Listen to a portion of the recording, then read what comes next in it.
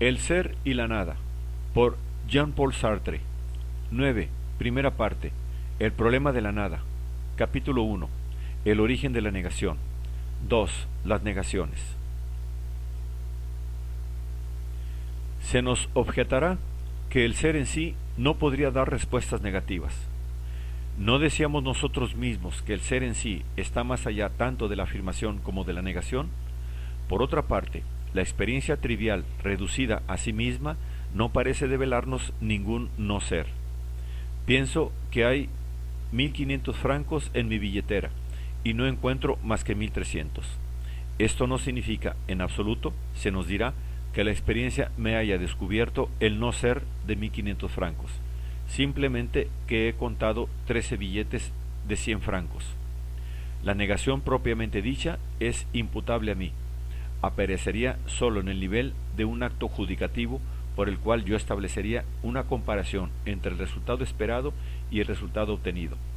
Así, la negación sería simplemente una cualidad del juicio, y la espera del interrogador sería una espera del juicio-respuesta. En cuanto a la nada, tendría su origen en los juicios negativos. Sería un concepto por el cual se establece la unidad trascendente de todos esos juicios, una función proposicional del tipo X no es. Podemos ver a dónde conduce esta teoría. Se nos hace notar que el ser en sí en plena positividad y no contiene en sí mismo ninguna negación. Se nos hace notar que el ser en sí es plena positividad y no contiene en sí mismo ninguna negación. Ese juicio negativo, por otra parte, a título de acto subjetivo, es asimilado rigurosamente al juicio afirmativo. No se ve que Kant, por ejemplo, haya distinguido en su textura interna el acto judicativo negativo del acto afirmativo. En ambos casos se opera una síntesis de conceptos.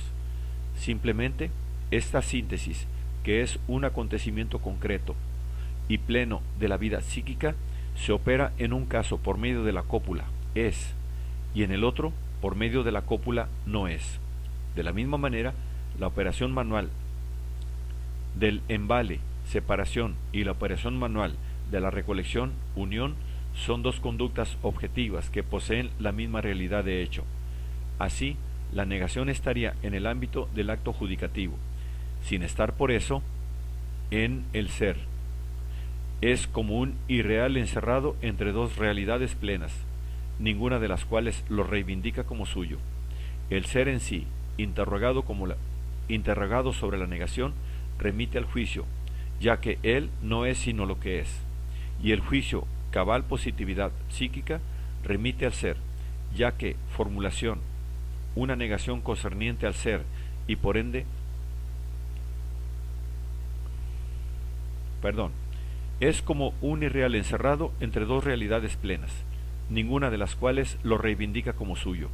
El ser en sí, interrogado sobre la negación, remite al juicio, ya que él no es sino lo que es, y el juicio, cabal positividad psíquica, remite al ser, ya que formulación, una negación concerniente al ser, y por ende trascendente. La negación, resultado de operaciones psíquicas concretas, sostenidas en la existencia por estas operaciones mismas, incapaz de existir por sí, tiene la existencia de un correlato noemático. Su S reside exactamente en su percipi, y la nada, unidad conceptual de los juicios negativos, no tiene la menor realidad si no es la que los estoicos conferían a su lectón. ¿Podemos aceptar tal concepción? La cuestión puede plantearse en estos términos. La negación, como estructura de la proposición judicativa, ¿está en el origen de la nada? ¿O al contrario, la nada, como estructura de lo real, es el origen y fundamento de la negación? Así, el problema del ser nos ha remitido a la de la interrogación como actitud humana, y el problema de la interrogación nos remite al del ser de la negación. Es evidente que el no ser aparece siempre en los límites de una espera humana, precisamente porque yo esperaba encontrar 1.500 francos, no encuentro sino 1.300, y porque el físico espera tal o cual verificación de su hipótesis, la naturaleza puede decir no. Sería vano, pues, negar que la negación aparece sobre el fondo primitivo de una relación entre el hombre y el mundo. El mundo no descubre sus no seres a quien no los ha puesto previamente como posibilidades. Pero, ¿significa esto que esos no seres han de reducirse a la pura subjetividad? ¿Significa que se les ha de dar importancia y el tipo de existencia del lectón estoico, del noema husserliano? No lo creemos así. En primer término, no es verdad que la negación sea solamente una cualidad del juicio. La interrogación se formula con un juicio interrogativo, pero no es juicio, es una conducta prejudicativa. Puedo interrogar con la mirada, con el gesto, por medio de la interrogación. Me mantengo de cierta manera frente al ser, y esta relación con el ser es una relación de ser, de la cual el juicio no es sino una expresión facultativa. De igual manera, el que interroga por el ser no interroga necesariamente a un hombre. Esta concepción de la interrogación, al hacer de ella un fenómeno intersubjetivo, la despega del ser al cual ella se adhiere y la deja en el aire, como una pura modalidad de diálogo. Hay que comprender que, al contrario, la interrogación dialogada es una especie particular del género interrogación, y que el ser interrogado no es en primer término un ser pensante. Si mi auto sufre una avería, interrogaré al carburador, o a las bujías, etc. Si mi reloj se para, puedo interrogar al relojero sobre las causas de esa detención, pero el relojero, a su vez, formulará interrogaciones a los diferentes mecanismos del aparato. Lo que espero del carburador, lo que el relojero espera de los engranajes del reloj, no es un juicio, sino un develamiento de ser sobre el fundamento del cual puede emitirse un juicio. Y si espero un develamiento del ser, quiere decir que estoy a la vez preparado para la eventualidad del develamiento de un no ser. Si interrogo al carburador, quiere decir que considero posible que en el carburador no haya nada. Así, mi interrogación involucra, por naturaleza, cierta comprensión prejudicativa del no ser. Ella es, en sí misma, una relación de ser con el no ser, sobre el fondo de la trascendencia original, es decir, una relación de ser con el ser. Por otra parte, si la naturaleza propia de la interrogación se ve oscurecida por el hecho de que las interrogaciones se formulan con frecuencia por un hombre a otros hombres, conviene, no obstante, hacer observar aquí que muchas conductas no judicativas presentan en su pureza original esa comprensión inmediata del no ser sobre fondo de ser. Si consideramos, por ejemplo, la destrucción, hemos de reconocer que es una actividad, la cual podrá, sin duda, utilizar el juicio como instrumento, pero que no puede definirse como única ni aún principalmente judicativa. Ahora bien, esa actividad presenta la misma estructura que la interrogación. En un sentido, por cierto, el hombre es el único ser por el cual puede ser realizada una destrucción. Un pliegue geológico, una tempestad no destruyen, o por lo menos no destruyen directamente, modifican simplemente la distribución de las masas de seres. Después de la tempestad no hay menos que antes, hay otra cosa, y aún esta expresión es impropia, ya que para poner la alteridad hace falta un testigo que pueda retener de alguna manera el pasado y compararlo con el presente en la forma del ya no. En ausencia de este testigo hay ser, antes como después de la tempestad, eso es todo. Si el ciclón puede traer consigo la muerte de ciertos seres vivos, esta muerte no será destrucción a menos que sea vivida como tal. Para que haya destrucción es menester primeramente una relación entre el hombre y el ser, es decir, una trascendencia. Si en los límites de esta relación es menester que el hombre capte un ser como destructible. Esto supone el recorte limitativo de un ser en el ser, lo cual, como hemos visto a propósito de la verdad, es ya nihilización. El ser considerado en eso y fuera de eso, nada. El artillero, a quien se asigna un objetivo, cuida de apuntar su cañón según la dirección indicada, con exclusión de todas las demás. Pero esto nada sería aún si el ser no fuera descubierto como frágil. ¿Y qué es la fragilidad? Sino cierta probabilidad de no ser para un ser dado en circunstancias determinadas. Un ser es frágil si lleva en su ser una posibilidad definida de no ser. Pero una vez más, la fragilidad llega al ser por intermedio del hombre, pues la limitación individualizadora que hace poco mencionábamos es condición de la fragilidad. Es frágil un ser, y no todo el ser, que se encuentra más allá de toda destrucción posible. Así, la relación de limitación individualizadora que el hombre mantiene con un ser sobre el fondo primero de su relación con el ser, hace llegar a ese ser la fragilidad como aparición de una posibilidad permanente de no ser. Pero esto no es todo. Para que haya destructibilidad, es preciso que el hombre, frente a esa posibilidad de no ser, se determine, sea positiva, sea negativamente. Es preciso que tome las medidas necesarias para realizarla, destrucción propiamente dicha, o por una negación del no ser para mantenerla siempre en el nivel de simple posibilidad, medidas de protección. Así, el hombre es quien hace destructibles las ciudades, precisamente porque las construye como frágiles y como preciosas, y porque toma respecto de ellas un conjunto de medidas de protección. Solo a causa de este conjunto de medidas, un seísmo o una erupción volcánica pueden destruir esas ciudades o esas construcciones humanas. Tanto el sentido primero como la razón final de la guerra están contenidos aún en la menor de las edificaciones del hombre. Es preciso, pues, reconocer que la destrucción es cosa esencialmente humana, y que el hombre mismo destruye sus ciudades por intermedio de los seísmos o directamente, destruye sus barcos por intermedio de los ciclones o directamente. Pero, a la vez, hay que confesar que la destrucción supone una comprensión perjudicativa de la nada, en tanto que tal y una conducta frente a la nada.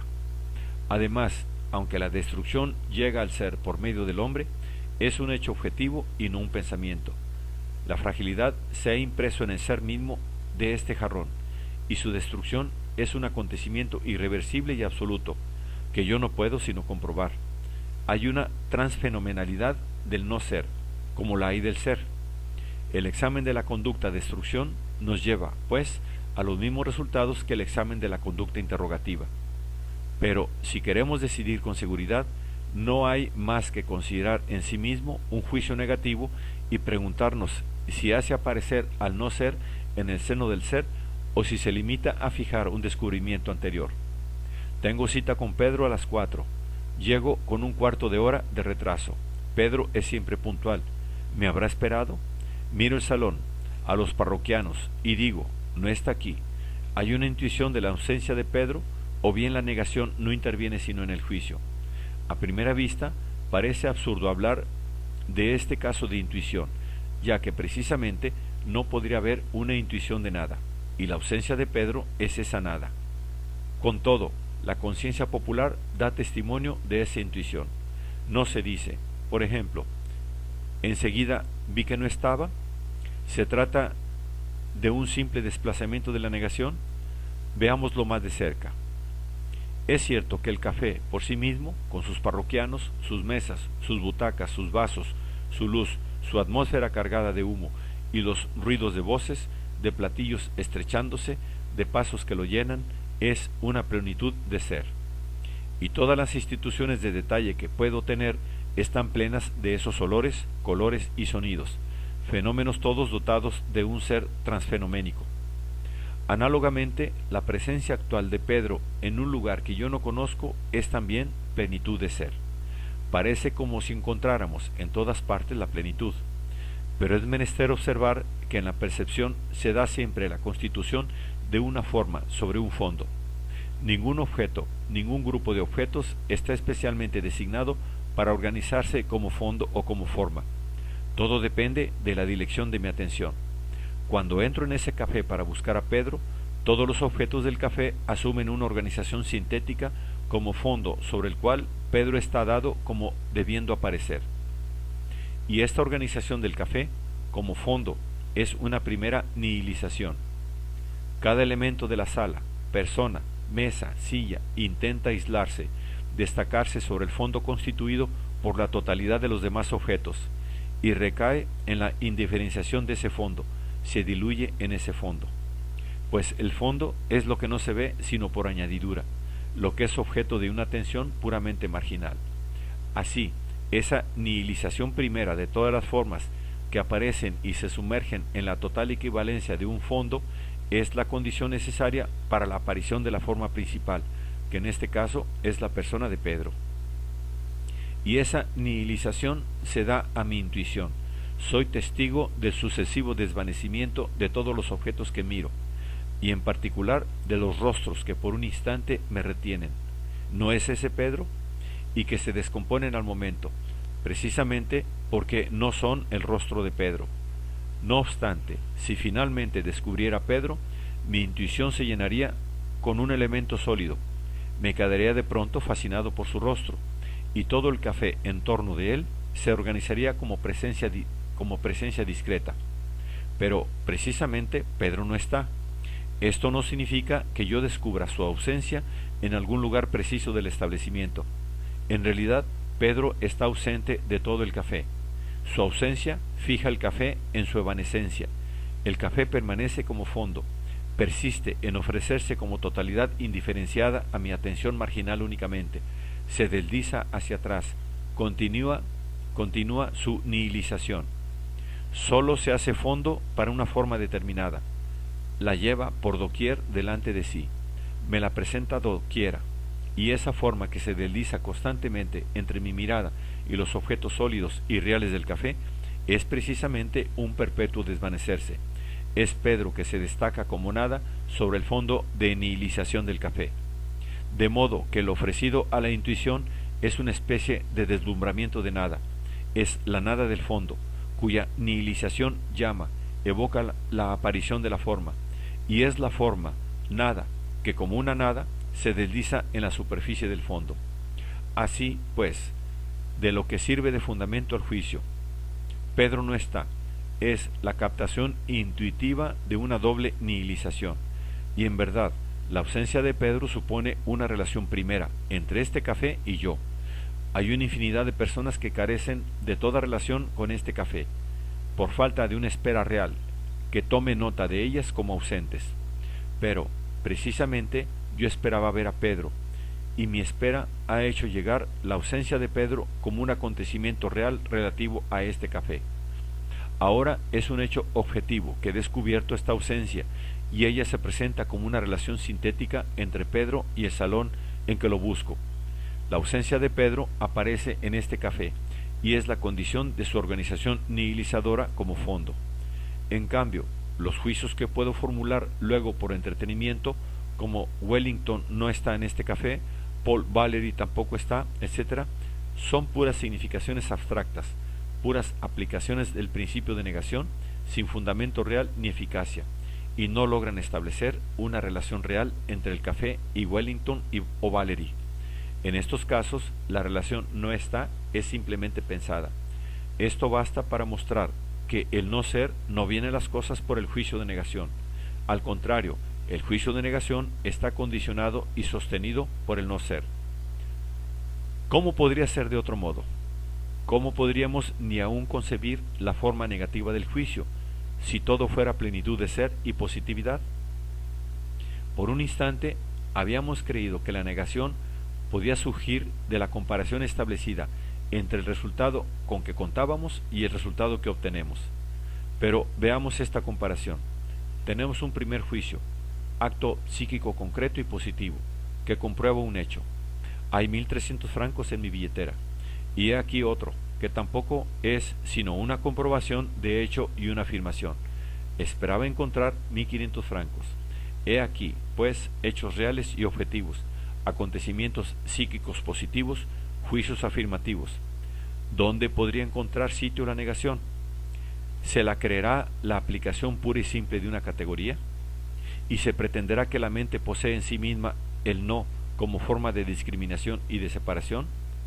Pero en tal caso, se quita a la negación hasta el menor asomo de negatividad.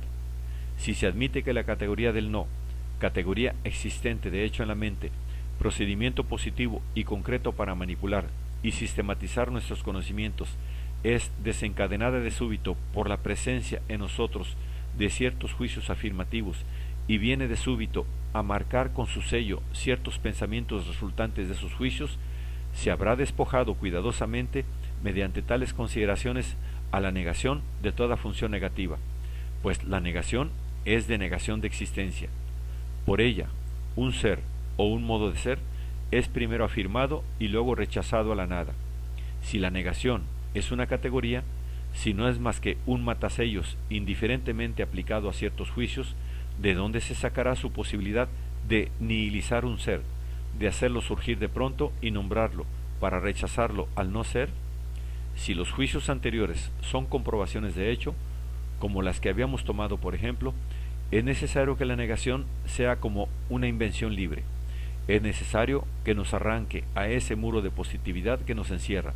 Es una brusca solución de continuidad que no puede en ningún caso resultar de las afirmaciones anteriores. Un acontecimiento original e irreductible.